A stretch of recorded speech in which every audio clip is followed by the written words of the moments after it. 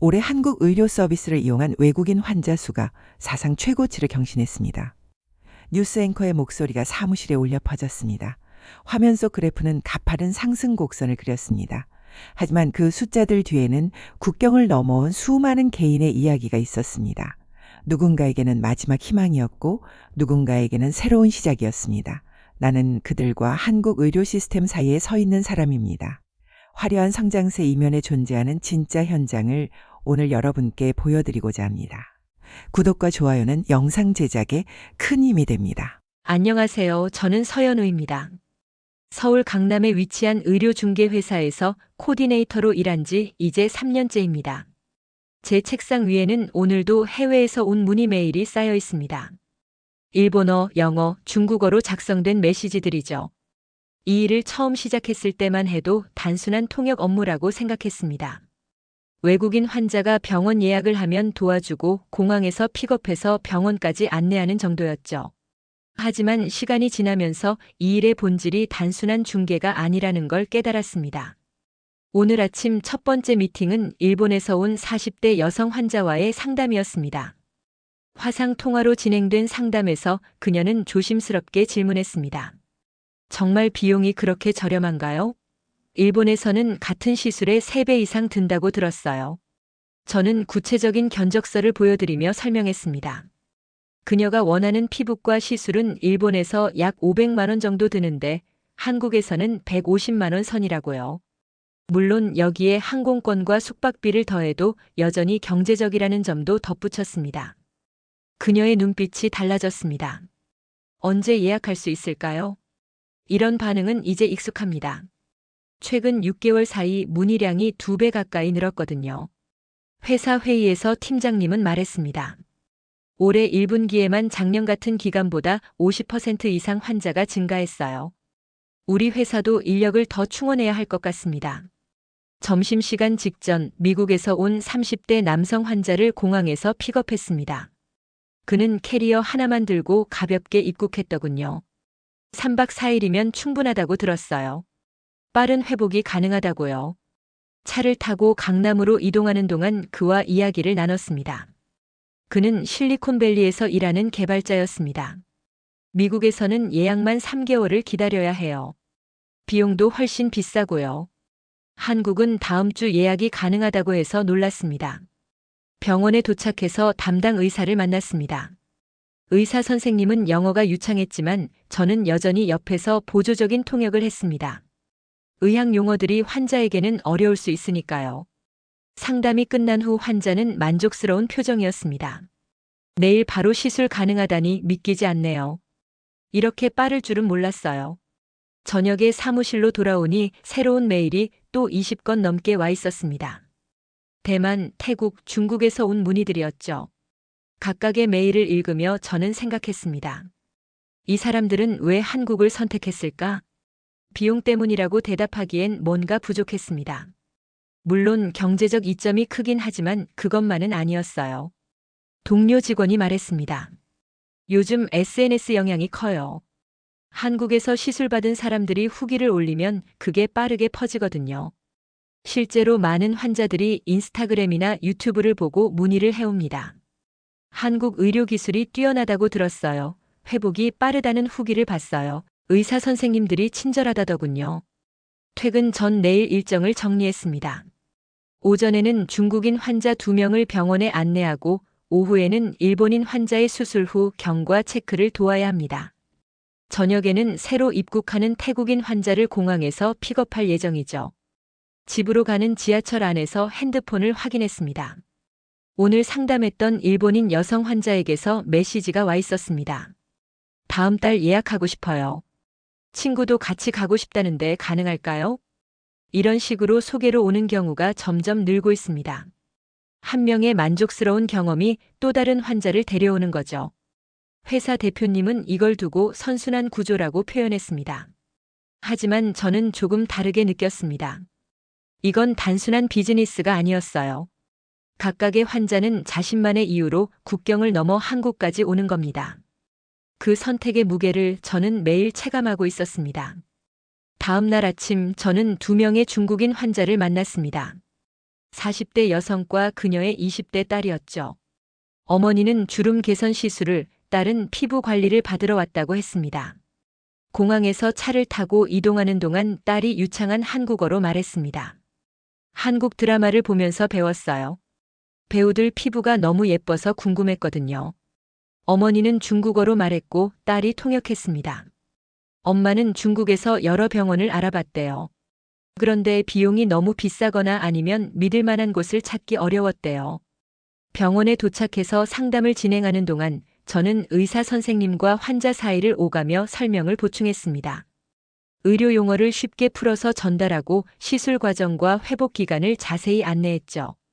상담이 끝난 후 어머니가 만족스럽게 고개를 끄덕였습니다. 딸이 전했습니다. 엄마가 의사 선생님이 정직하게 설명해 주셔서 좋다고 하세요. 중국에서는 과장된 홍보가 많았거든요. 점심시간에 저는 병원 근처 식당에서 그들과 함께 식사했습니다.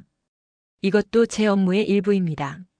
환자들이 낯선 환경에서 편안함을 느낄 수 있도록 돕는 거죠. 딸이 물었습니다. 한국 의료가 정말 그렇게 좋은가요? 아니면 마케팅 때문인가요? 저는 솔직하게 대답했습니다. 둘 다라고 생각해요. 기술적으로 수준이 높은 건 사실이지만 그걸 알리는 방식도 잘 발달했죠. 무엇보다 환자 입장에서 접근하기 쉬운 시스템이 있어요. 오후에는 일주일 전 수술을 받은 일본인 남성 환자의 경과 체크를 도왔습니다. 50대인 그는 탈모 치료를 받으러 왔었죠. 의사 선생님이 회복 상태를 확인하더니 긍정적인 평가를 내렸습니다. 환자는 안도의 표정을 지었습니다. 일본에서는 이런 치료에 1년 넘게 기다려야 한다고 들었어요. 비용도 3배는 비싸고요. 병원을 나서며 그가 말했습니다.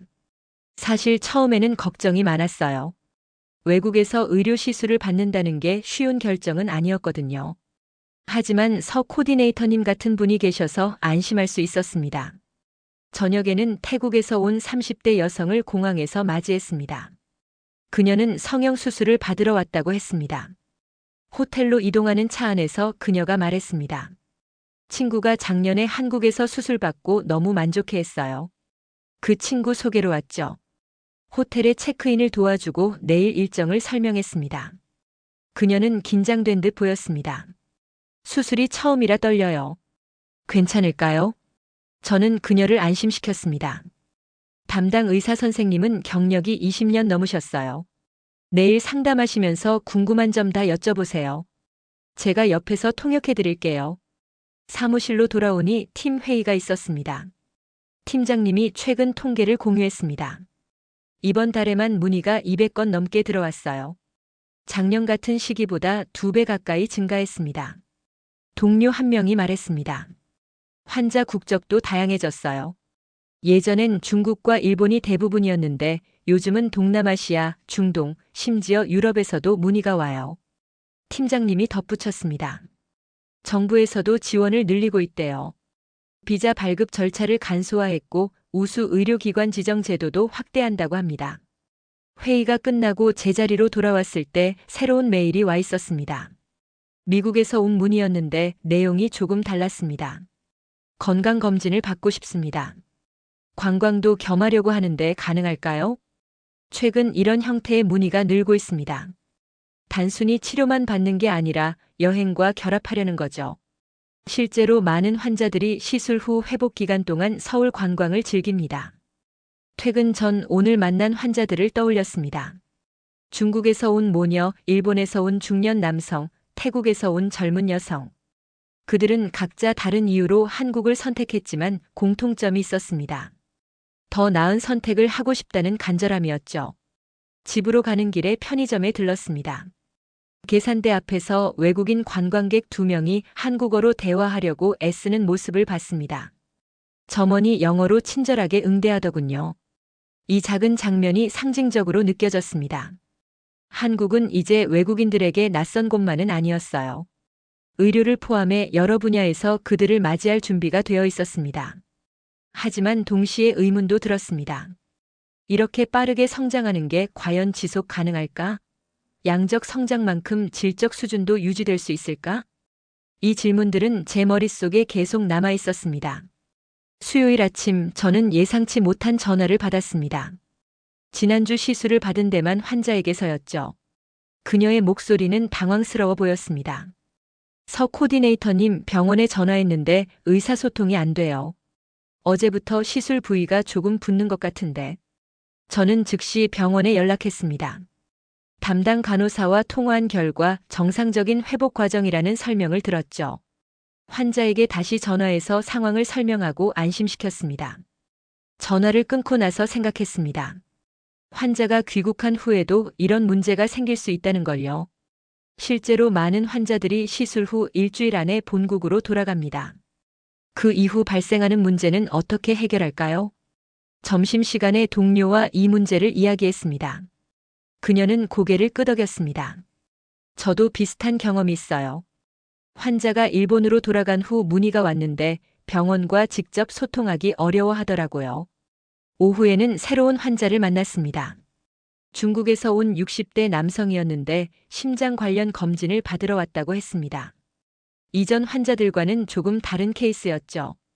병원으로 가는 차 안에서 그가 말했습니다. 중국에서도 검진을 받을 수 있지만 한국 의료 시스템이 더 체계적이라고 들었어요. 정확한 진단을 받고 싶습니다. 대형 병원의 국제진료센터에 도착했습니다.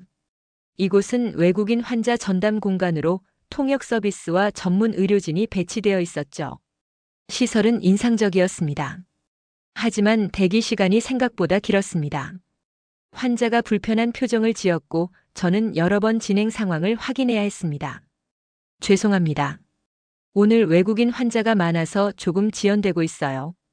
검진이 끝난 후 환자는 결과 설명을 듣기 위해 다시 기다려야 했습니다.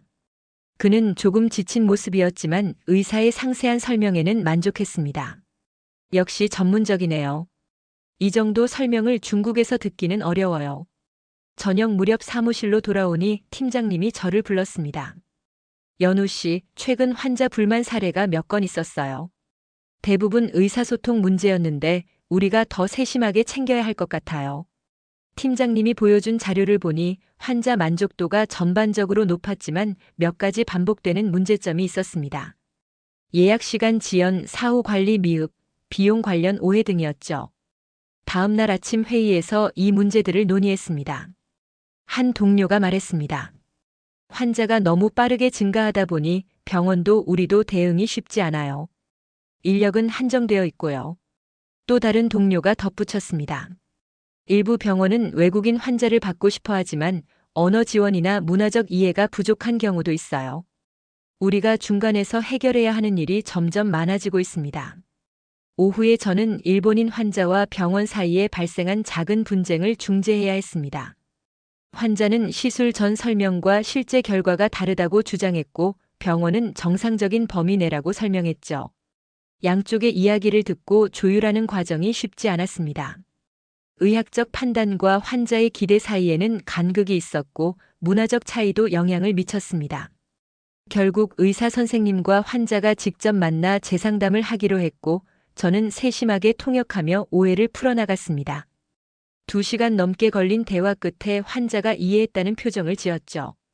저녁 늦게 사무실을 나서며 저는 피곤함을 느꼈습니다. 단순히 육체적인 피로가 아니라 정신적인 무게감이었어요. 제 역할이 점점 복잡해지고 있었습니다. 지하철 안에서 오늘 있었던 일들을 복기했습니다. 대만 환자의 불안한 전화, 중국 환자의 긴 대기 시간, 일본 환자와의 분쟁 조정. 각각은 작은 사건이었지만 그 안에는 시스템의 한계가 보였습니다. 집에 도착해서 노트북을 켰습니다. 업무용 메신저에 팀장님의 메시지가 와 있었습니다. 다음 주 월요일에 전체 회의가 있어요. 서비스 개선 방안을 논의할 예정입니다. 창밖을 바라보며 생각했습니다. 한국 의료가 외국인 환자들에게 매력적인 선택지인 건 분명했어요. 하지만 그 이면에는 아직 해결되지 않은 과제들이 있었습니다. 빠른 성장만큼이나 중요한 건 지속 가능한 품질 유지였죠. 제 핸드폰이 울렸습니다. 내일 입국하는 태국 환자에게서 온 메시지였습니다. 내일 뵙기를 기대하고 있어요. 한국 의료를 믿습니다. 이 신뢰를 지키는 게 제 책임이라는 걸 저는 무겁게 느끼고 있었습니다. 금요일 오전 저는 사무실에 출근하자마자 긴급 전화를 받았습니다. 어제 시술을 받은 중국인 환자가 호텔에서 통증을 호소한다는 내용이었죠. 병원에 즉시 연락하고 환자를 응급실로 안내했습니다. 다행히 큰 문제는 아니었습니다. 시술 후 정상적으로 나타날 수 있는 증상이었고 진통제 처방으로 해결됐죠. 하지만 환자는 불안해했습니다. 왜 이런 증상이 있을 수 있다고 미리 말해주지 않았나요? 병원에서는 설명했다고 했고 환자는 듣지 못했다고 했습니다. 저는 그 사이에서 상황을 정리해야 했어요. 결국 제가 다시 자세히 설명하고 24시간 연락 가능한 비상 연락망을 알려드렸습니다. 사무실로 돌아오니 팀원들이 바쁘게 움직이고 있었습니다. 이번 주에만 신규 환자 문의가 50건 넘게 들어왔다고 했습니다. 팀장님이 회의실로 저를 불렀습니다. 연우 씨, 솔직히 말해봐요. 지금 업무량이 감당 가능한가요? 저는 잠시 망설였습니다. 힘든 건 사실이에요. 환자 한 명 한 명에게 충분한 시간을 쓰고 싶은데 물리적으로 어려울 때가 많습니다. 팀장님이 고개를 끄덕였습니다. 회사에서도 알고 있어요. 인력 충원을 검토 중이지만 경험 있는 코디네이터를 구하는 게 쉽지 않네요. 당분간은 서로 협력하면서 버텨야 할 것 같아요. 점심시간에 동료 민지와 식사를 했습니다. 그녀도 비슷한 어려움을 겪고 있었어요. 어제 일본 환자 3명을 동시에 케어해야 했는데 정신이 없더라고요. 한 명한테 집중하다 보면 다른 환자들이 기다려야 하잖아요. 제가 말했습니다. 우리가 중간에서 모든 걸 조율해야 하는데 병원마다 시스템이 달라서 헷갈릴 때가 많아요. 어떤 곳은 외국인 환자 응대가 체계적인데 어떤 곳은 우리에게 전적으로 의존하거든요. 민지가 한숨을 쉬었습니다. 맞아요. 그리고 환자들 기대치도 점점 높아지는 것 같아요. 예전에는 비용이 저렴하다는 것만으로도 만족했는데 요즘은 서비스 수준까지 꼼꼼하게 따져요. 오후에 저는 새로운 제휴병원과 미팅이 있었습니다. 강남의 한 중형 성형외과였는데 최근 외국인 환자 유치에 관심을 갖게 됐다고 했습니다. 원장님이 말했습니다. 주변 병원들이 외국인 환자로 수익을 많이 올린다고 들었어요. 저희도 그 시장에 진입하고 싶습니다. 저는 조심스럽게 물었습니다. 외국인 환자를 위한 준비는 어느 정도 되어 있나요? 통역 인력이나 사후 관리 시스템 같은 것 말이에요. 원장님이 잠깐 망설였습니다. 그 부분은 코디네이터 회사에서 해주시는 거 아닌가요? 저희는 의료 서비스만 제공하면 되는 거고요. 이 대답에서 저는 문제의 본질을 봤습니다. 일부 병원은 외국인 환자를 단순히 수익원으로만 보고 있었어요. 그들에게 필요한 세심한 케어와 시스템 구축에는 관심이 적었죠. 미팅을 마치고 나오며 저는 복잡한 심정이었습니다. 이런 병원과 제휴하는 게 과연 옳은 일일까? 환자들에게 좋은 경험을 제공할 수 있을까? 저녁 무렵 사무실로 돌아왔을 때 예상치 못한 상황이 벌어져 있었습니다. 지난주 시술을 받고 귀국한 일본 환자가 불만을 제기했다는 거였어요.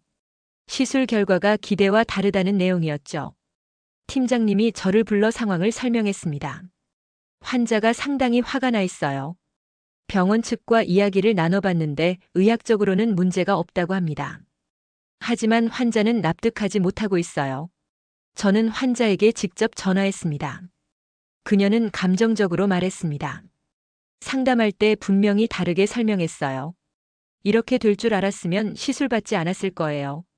지금 일본에 있어서 직접 가서 항의할 수도 없고요.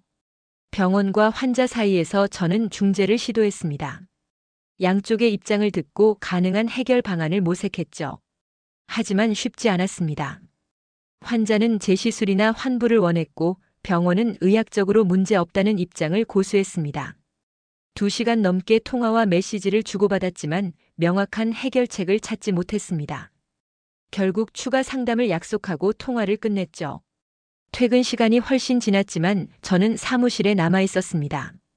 오늘 있었던 일들이 머릿속을 맴돌았어요. 응급실에 간 중국 환자, 준비 안 된 병원, 불만을 제기한 일본 환자. 동료 민지가 아직 남아 있었습니다. 그녀도 비슷한 케이스를 처리하고 있었죠. 요즘 이런 일이 부쩍 늘어난 것 같아요. 환자 수가 많아지다 보니 관리가 어려워지는 거겠죠. 저는 고개를 끄덕였습니다. 우리가 할 수 있는 일에는 한계가 있어요.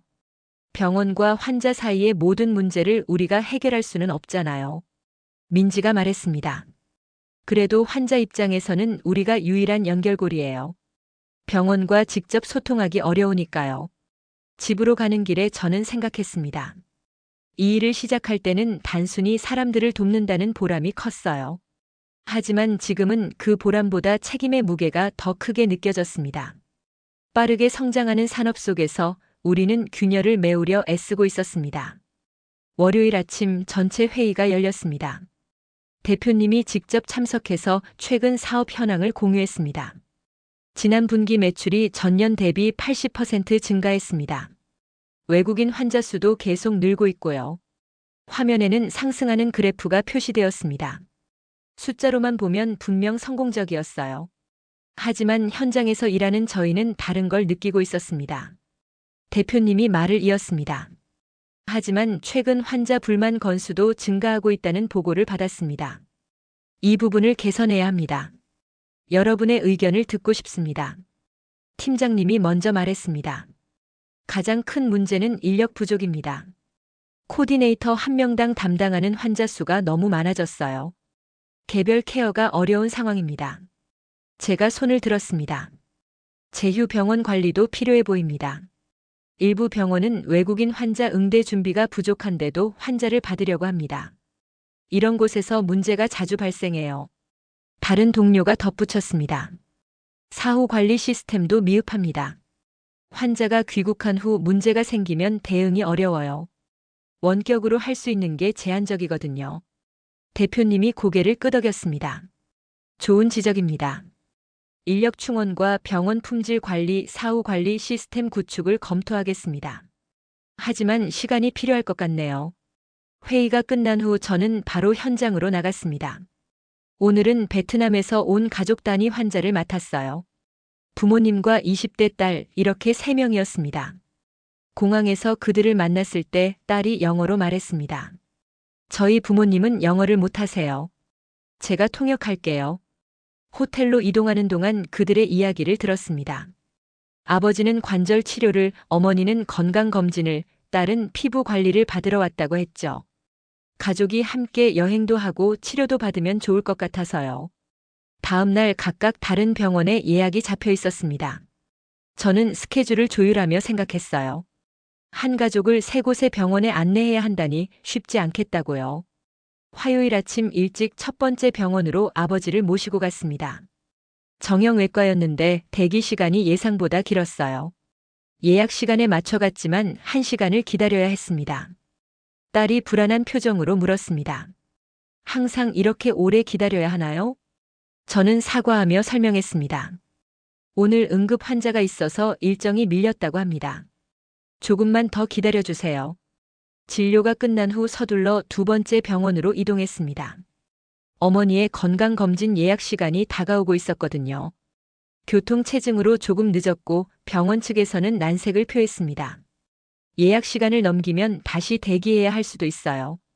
저는 간곡히 부탁했고 다행히 검진을 받을 수 있었습니다. 하지만 이 과정에서 가족들은 피곤한 기색이 역력했어요.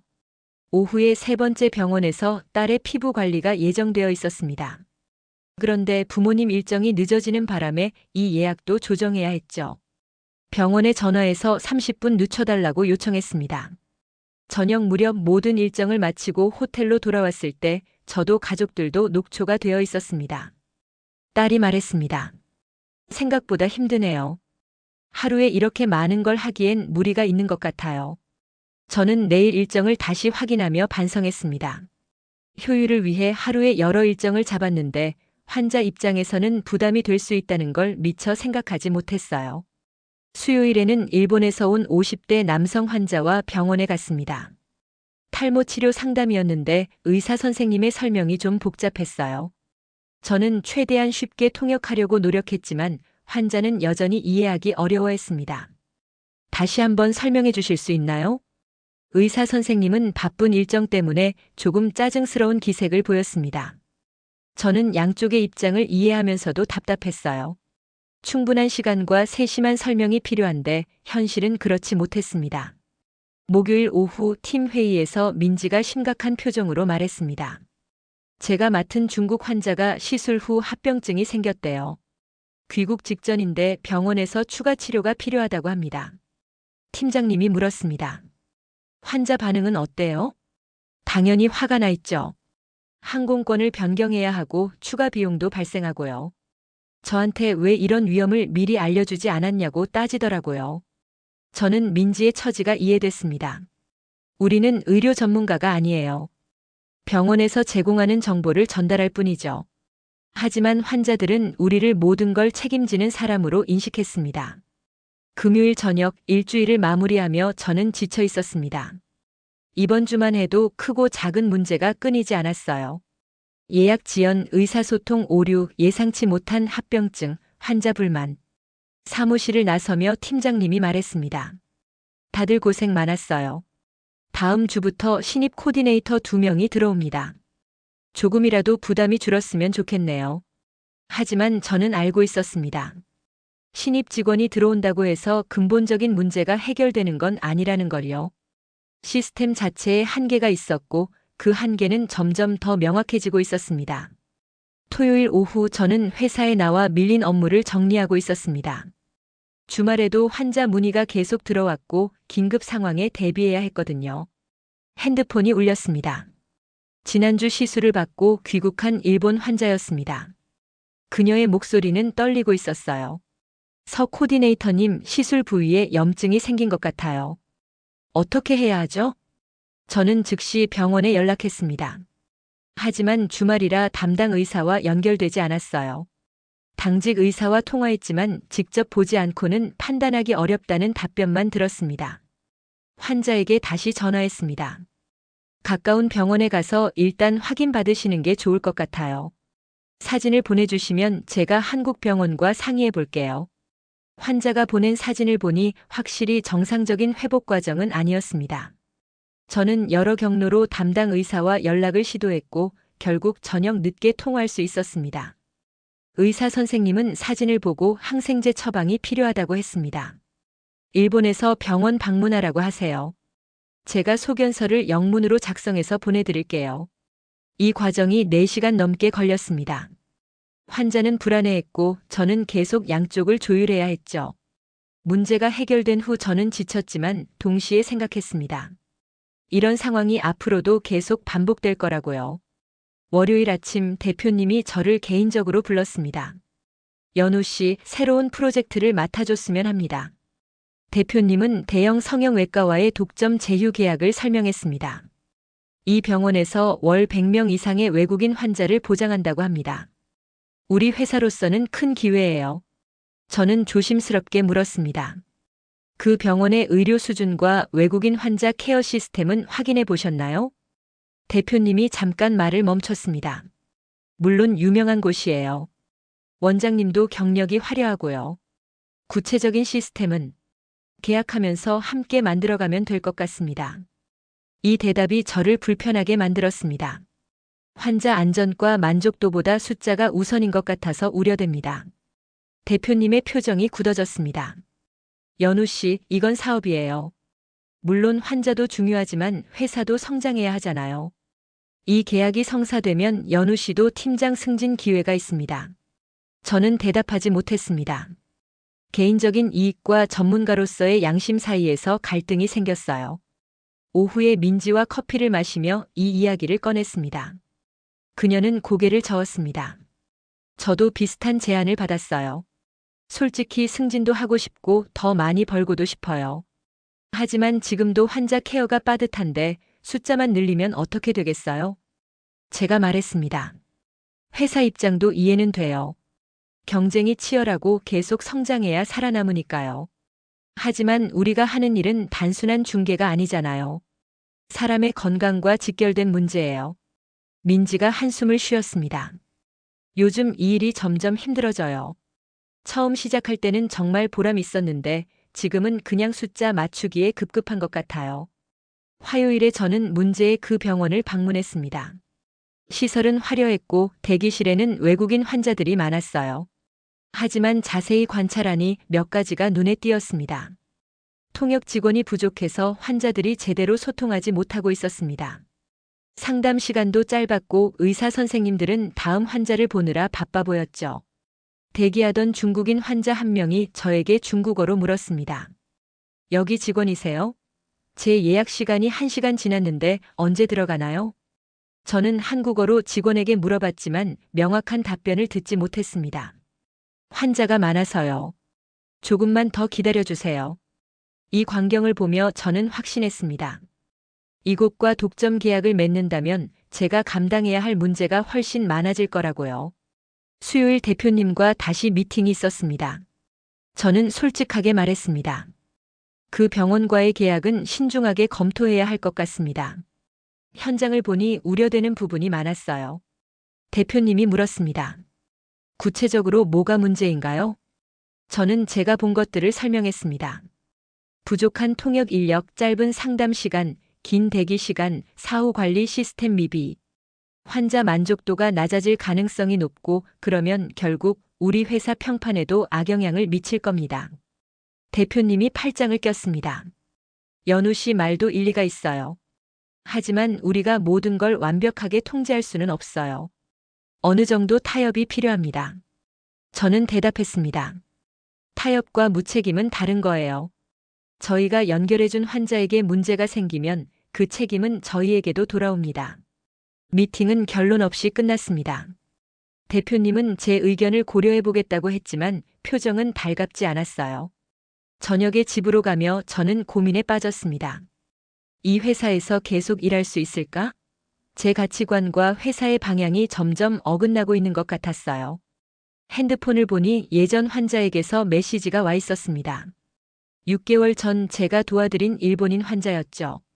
덕분에 치료 잘 받았어요. 지금도 경과가 좋습니다.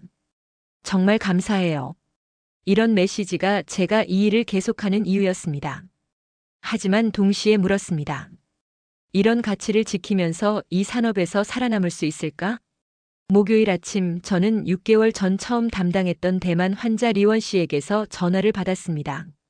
서 코디네이터님, 다음 주에 다시 한국에 가려고 해요. 경과 체크도 받고 친구도 소개하려고요.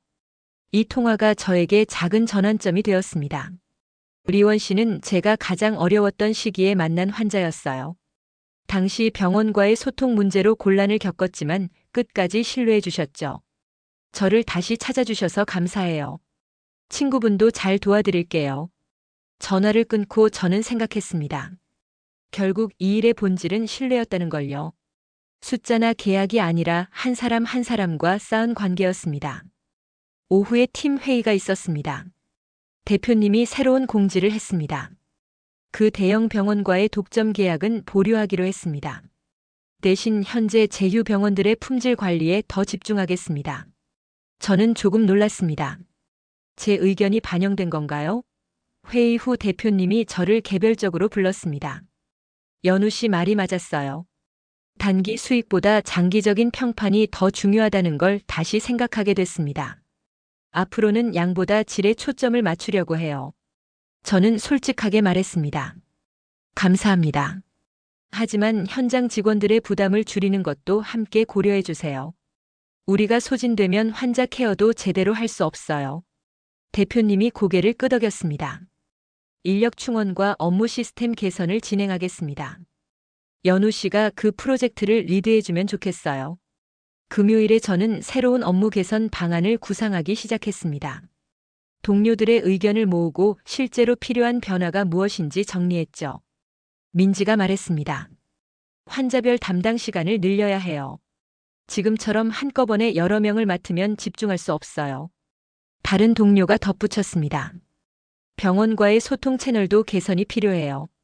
긴급 상황 때 담당 의사와 바로 연결될 수 있는 시스템이 있으면 좋겠어요. 또 한 명이 말했습니다. 귀국 후 사후 관리를 위한 온라인 플랫폼은 어떨까요? 환자들이 직접 질문하고 우리가 병원과 조율해서 답변하는 방식으로요. 저는 이 의견들을 하나하나 기록했습니다. 현장에서 일하는 사람들이 가장 잘 알고 있었어요. 필요한 변화가 무엇인지요. 다음 주 월요일 리원 씨가 친구와 함께 한국에 도착했습니다. 공항에서 그들을 맞이하며 저는 마음이 편안했어요. 급하게 숫자를 맞추는 게 아니라 제대로 된 케어를 제공할 수 있다는 자신감이 생겼거든요. 병원으로 이동하는 차 안에서 리원 씨가 말했습니다. 저희 친구들 사이에서 서 코디네이터님이 유명해요. 믿을 수 있는 분이라고 제가 많이 이야기했거든요. 친구가 덧붙였습니다. 한국 의료에 대한 정보는 많은데 누구를 믿어야 할지 모르겠더라고요. 리원이 추천해줘서 안심이 돼요. 이 대화를 들으며 저는 깨달았습니다. 화려한 통계나 급격한 성장보다 중요한 게 있다는 걸요. 한 사람 한 사람에게 제대로 된 경험을 제공하고 그들의 신뢰를 얻는 것이었습니다. 상담이 끝난 후 리원 씨의 친구가 만족스러운 표정으로 말했습니다. 의사 선생님 설명이 정말 자세하네요. 서 코디네이터님 통역도 이해하기 쉬웠어요. 저는 예전보다 여유를 갖고 상담에 임할 수 있었습니다. 회사의 방침이 바뀌면서 한 환자에게 더 많은 시간을 쓸 수 있게 됐거든요. 화요일 저녁 팀원들과 회식을 했습니다. 분위기가 예전보다 밝았어요. 민지가 말했습니다. 요즘 일이 조금 나아진 것 같아요. 여유가 생기니까 환자들한테도 더 잘해줄 수 있어요. 다른 동료가 웃으며 말했습니다. 맞아요. 예전에는 그냥 기계적으로 일했다면 이제는 제대로 돕고 있다는 느낌이 들어요. 저는 술잔을 들며 말했습니다. 우리가 하는 일이 단순한 중개가 아니라는 걸 다시 확인했어요. 국경을 넘어온 사람들에게 우리는 유일한 연결고리예요. 그 역할을 제대로 하자고요. 모두가 잔을 부딪혔습니다. 그 순간 저는 느꼈습니다. 우리가 올바른 방향으로 가고 있다는 확신을요. 수요일에 예상치 못한 일이 있었습니다. 1년 전 제가 담당했던 미국 환자에게서 이메일이 온 거예요. 그는 당시 큰 수술을 받았었죠. 서 코디네이터님, 그때 도움 정말 감사했어요. 지금 제 상태가 너무 좋아서 한국 의료를 소개하는 블로그를 시작했습니다. 제 경험을 공유하고 싶어요. 그가 보낸 블로그 링크를 클릭했습니다. 그는 자신의 치료 과정을 솔직하게 기록했더군요. 좋았던 점뿐만 아니라 어려웠던 부분도 있었지만 전반적으로 긍정적인 내용이었습니다. 한국 의료의 진짜 강점은 기술만이 아니었습니다. 서연우 코디네이터 같은 분들이 환자를 진심으로 대하는 태도였어요. 이 글을 읽으며 저는 눈시울이 뜨거워졌습니다. 제가 했던 선택들이 의미 있었다는 걸 확인한 순간이었어요. 목요일 오후 회사에서 새로운 직원 교육 프로그램이 시작됐습니다. 제가 강사로 나서서 신입 코디네이터들에게 경험을 공유했죠. 여러분이 만날 환자들은 단순한 고객이 아닙니다. 그들은 자신의 건강 때로는 인생을 걸고 국경을 넘어옵니다. 우리의 역할은 그들이 최선의 선택을 할 수 있도록 돕는 거예요. 한 신입 직원이 질문했습니다. 어려운 상황이 생기면 어떻게 대처해야 하나요? 저는 대답했습니다.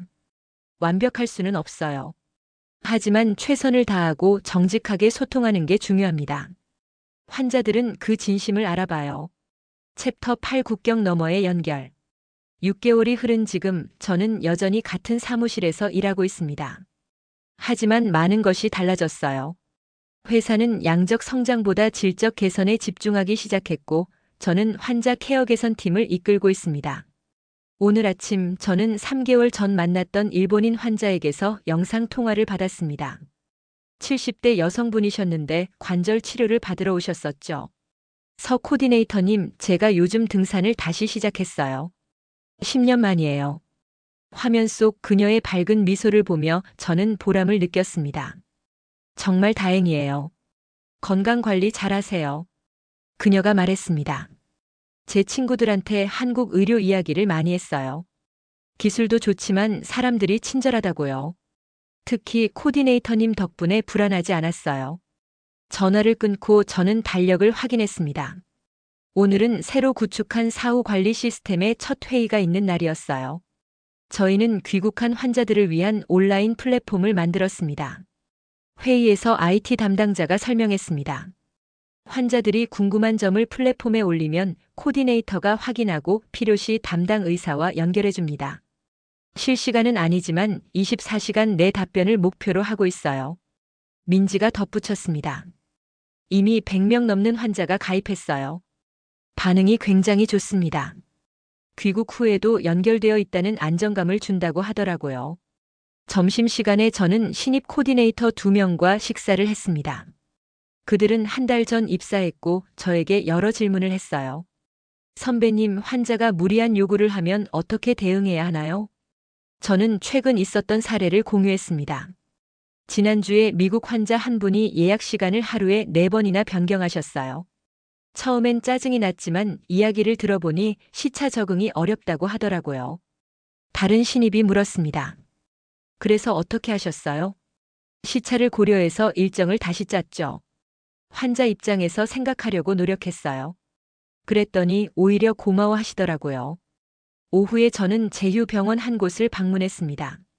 분기마다 각 병원을 점검하는 게 제 새로운 업무 중 하나였어요. 외국인 환자 응대 시스템을 평가하고 개선점을 제안하는 거죠. 병원 국제진료센터장과 미팅을 했습니다. 최근 환자 만족도 조사 결과를 보니 좋아졌더라고요. 특히 의사소통 부분에서요. 센터장님이 말했습니다. 직원들 교육을 강화했어요. 단순히 언어만이 아니라 문화적 차이를 이해하는 교육이었죠. 서 코디네이터님 조언 덕분입니다. 저는 겸손하게 답했습니다. 함께 만들어가는 거예요. 병원과 저희 회사가 협력해야 환자들이 좋은 경험을 할 수 있으니까요. 저녁 무렵 사무실로 돌아왔을 때 태국에서 온 긴급 문의가 있었습니다. 한 환자가 다음 주 수술을 앞두고 있는데 갑자기 불안해진다는 내용이었어요. 저는 즉시 영상 통화를 연결했습니다. 30대 여성 환자는 눈물을 글썽이며 말했습니다. 처음 수술이라 너무 무서워요. 혼자 외국에 가서 수술 받는다는 게. 저는 차근차근 그녀를 안심시켰습니다. 제가 공항에서부터 수술 후까지 계속 함께 있을 거예요. 의사 선생님도 경험이 많으신 분이고요.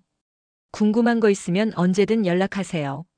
30분 동안 대화를 나눈 후 그녀는 조금 진정된 모습이었습니다. 정말 고마워요. 코디네이터님이 있어서 용기가 나요. 전화를 끊고 저는 생각했습니다. 6개월 전 제가 고민했던 것들이요. 이 일을 계속할 수 있을까, 의미가 있을까?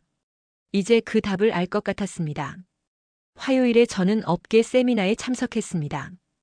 의료관광 산업의 현황과 미래를 논의하는 자리였죠. 여러 전문가들이 발표했지만 한 분의 말이 특히 기억에 남았습니다. 숫자는 중요하지만 그것이 전부는 아닙니다. 한 명 한 명의 환자가 만족하고 안전하게 치료받는 것, 그리고 그들이 좋은 경험을 다른 사람에게 전하는 것. 이것이 진정한 성장의 기반입니다. 세미나가 끝난 후 몇몇 동료들과 이야기를 나눴습니다. 다른 회사 코디네이터도 비슷한 고민을 하고 있더군요. 환자는 계속 늘어나는데 시스템은 따라가지 못해요. 어떻게 하면 좋을까요? 저는 저희 회사의 경험을 공유했습니다. 쉽지 않지만 속도를 조금 늦춰서라도 질을 유지하는 게 중요한 것 같아요. 단기적으로는 손해처럼 보여도 장기적으로는 그게 더 나은 선택이었어요. 수요일 저녁 저는 1년 전 첫 번째 챕터에서 언급했던 미국인 환자를 우연히 다시 만났습니다. 그는 검진을 받으러 재방문했다고 했어요. 서 코디네이터님 반갑네요. 저 기억하세요? 1년 전에 도와주셨잖아요. 물론 기억해요. 그때 실리콘밸리에서 개발자로 일하신다고 하셨죠. 그가 웃으며 말했습니다. 제 동료들한테 한국 의료 이야기를 많이 했어요. 몇 명이 실제로 한국에 와서 치료받았습니다. 다들 만족했고요. 이런 이야기들이 쌓이면서 저는 확신하게 됐습니다. 우리가 하는 일이 단순한 비즈니스를 넘어선다는 것을요. 목요일에 팀 회의가 있었습니다. 대표님이 새로운 비전을 발표했습니다. 우리는 단순히 환자를 병원에 연결하는 회사가 아닙니다. 국경을 넘는 의료 경험을 설계하는 전문가 집단입니다. 회의 후 민지가 저에게 말했습니다. 연우 언니, 정말 많이 바뀐 것 같아요. 반년 전만 해도 회사 분위기가 각박했는데 지금은 뭔가 따뜻해졌어요. 저는 웃으며 답했습니다. 우리가 함께 만든 변화야. 한 사람의 힘은 작지만 모이면 큰 변화를 만들 수 있더라고. 금요일 저녁 일주일을 마무리하며 저는 이번 주 담당했던 환자들을 떠올렸습니다. 일본에서 온 70대 여성, 태국에서 온 불안한 환자, 재방문한 미국인 개발자. 각자 다른 이유로 한국을 선택했지만 모두 더 나은 삶을 원했다는 공통점이 있었죠. 퇴근길에 저는 핸드폰으로 뉴스를 확인했습니다. 한국의 의료 관광 산업이 계속 성장하고 있다는 기사가 보였어요. 전문가들은 앞으로도 이 흐름이 지속될 거라고 예측했습니다. 하지만 저는 알고 있습니다. 진짜 중요한 건 숫자가 아니라는 걸요. 국경을 넘어온 사람들 한 명 한 명이 안전하고 만족스러운 경험을 하는 것. 그들이 신뢰할 수 있는 사람들을 만나는 것.